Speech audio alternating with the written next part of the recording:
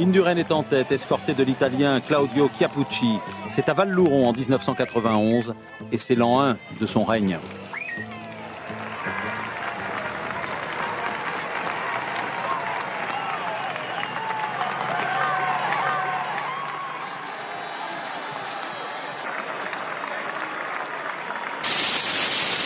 One second later was Miguel Indurain to become the new leader of the Tour. Buño finished third. Laurent Fignon came home in fourth place, a magnificent last few kilometres, but 2 minutes 50 seconds after the arrival of Claudio Chiappucci. Tell you what, Pantani taking a lot of risks, nearly losing it in that corner. Well, he certainly is. That was a crazy right-hand turn there, but he wants to open the gaps now. They don't seem too good. This is why he's currently sitting in second position. But look at the speed of Brochard. He's got back right in the town, and I think there's around about 3 kilometres remaining. Great bike riding by Brochard.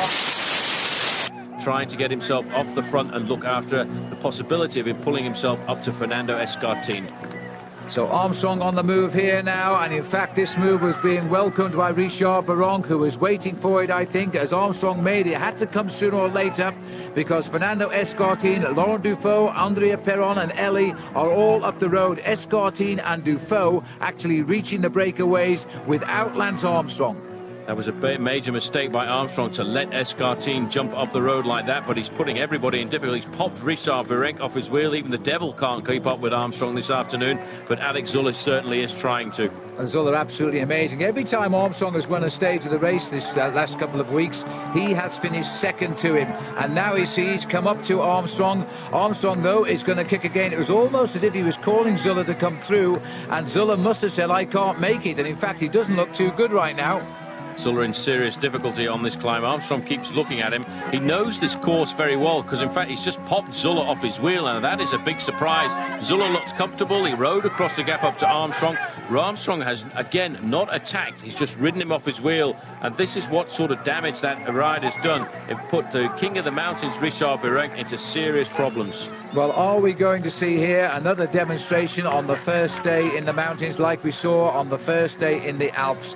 We're now in the Pyrenees. Virenque is in all sorts of trouble here, but he's trying to stay in touch as Casero also comes up here, the champion of Spain. Daniel Nardella, the Mapei rider, just getting onto the back there. And once again, Pavel Tonkov, the leader of the Mapei squad, in difficulty much further down the climb. Zülle seems to have recovered a bit, Phil, because, in fact, he hasn't recovered. Armstrong is waiting for him. He keeps looking over his shoulders. He doesn't want to ride to the finish alone just now. He wants help, because he told me he looked at this course. Escartin is now on his own, and he's more than a minute ahead of Laurent Dufaux. An unbelievable style, this Spanish climber. He's all over the machine. He very much reminds me as a former teammate of mine called Robert Albon, who was a great climber, but looked absolutely disgusting on a bike. Escartin doesn't look very cool, but I tell you what, he's doing a great job out there. Well, Dufaux has gone over, Perron has gone over, Elie has gone over, but this is the yellow jersey of Lance Armstrong.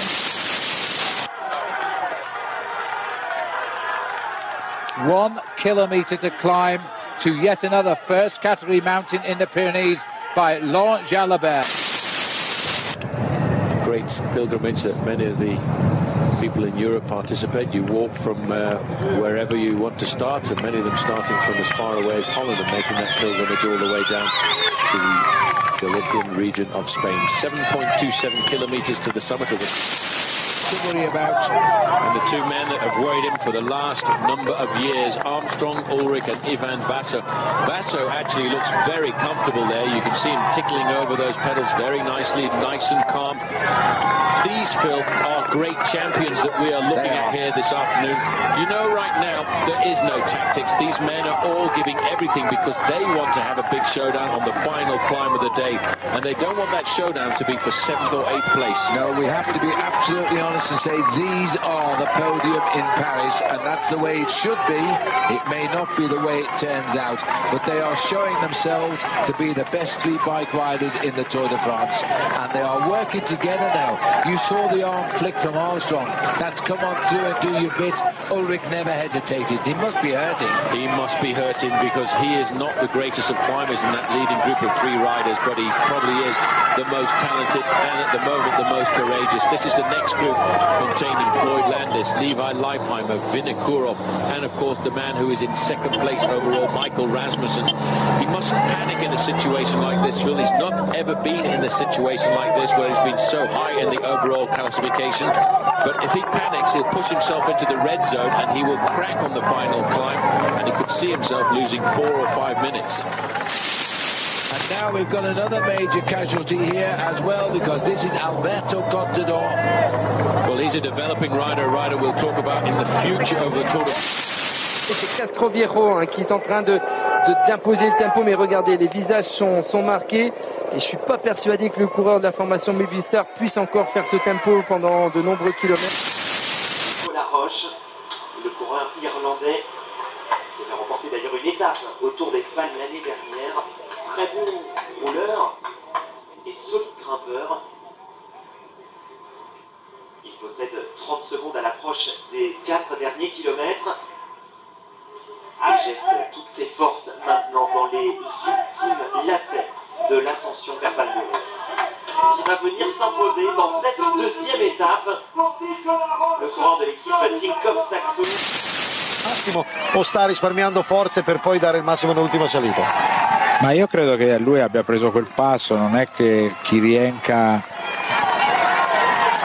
sia entusiasmante, lui ha fatto quell'azione, è partito da lontano sperando di prendere e accumulare maggior. Pour le peloton, ce sont les AG2R qui tentent de durcir le rythme, mais les Sky restent organisés. Ils vont rapidement reprendre la tête du groupe maillot jaune en haut de l'ascension. Rien ne semble ébranler l'équipe britannique.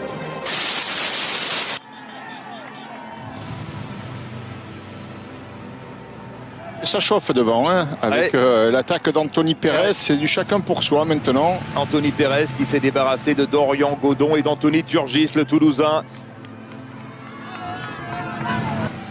Petit à petit, les fuyards du jour sont repris par l'avant-garde du peloton, Van Poppel et Postelberger notamment, alors que les Français font de la résistance à l'avant. Anthony Perez passe en tête au sommet du col de Val-Louron.